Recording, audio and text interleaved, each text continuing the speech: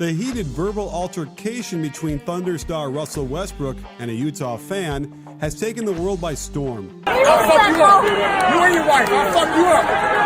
No, fuck that. Do fans have too much freedom to say whatever they want when they go to basketball games? Did Westbrook cross the line after threatening the fan and his wife after the racially charged taunt was lobbed his way? I just told him, I'm like, just sit down and ice your knees, bro. And he turned to me and he's like, that's heat, that's heat. And I'm like, well, you're going to need it. The fan is banned from Jazz games forever, so a hefty punishment was handed down. But this isn't the first time this type of thing has occurred in Utah, nor is it the first time Westbrook has been provoked on the floor. Remember, during last year's playoffs, Westbrook got into it with Jazz fans during the Thunder series deciding Game 6 loss, when he confronted heckling fans heading into the locker room at halftime. Then, after the final buzzer sounded, he tried to knock a cell phone out of a fan's hands. It doesn't stop at Westbrook either. Earlier this season, Warrior star Kevin Durant got into it with a heckling fan. While it certainly seemed much more harmless than anything that happened with Westbrook, it only added fuel to the fire about incidents in Utah. Look back even further, to the second round of last year's playoffs in Houston.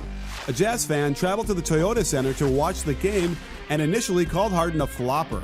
But he clearly came too close to Harden's personal space, which prompted Harden to slap the fan's phone.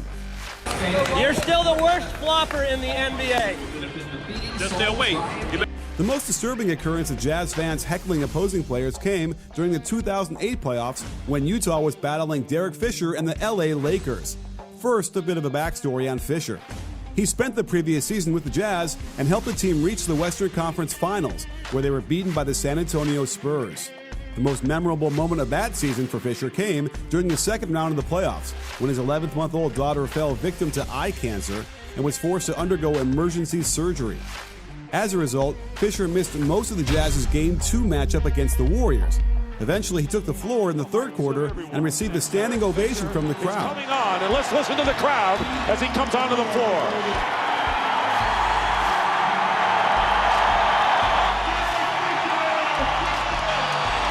And it would have to take somebody who's mentally tough. Fisher drained a big shot in the fourth quarter to send this game into overtime, and the Jazz went on to win. At that time, Fisher was viewed as a hero in Utah due to his gutsy, heartwarming performance in the heat of what was probably the most adverse time of his life. But during the offseason, Fisher asked for a release from the Jazz. He then went back to the Lakers, which brings us up to speed in the story. In Game 4 of Los Angeles' second-round matchup against Utah, Fisher stepped to the free throw line in front of an arena full of angry Jazz fans, but one fan was particularly disgusting when he covered his right eye and screamed toward Fisher, clearly poking fun at Fisher's daughter. Now, to be fair to Jazz fans, heckling occurs inside every arena. It doesn't matter if it's Utah, New York, LA, or some high school gym in South Dakota. If you're on the road, chances are you're going to get verbally attacked.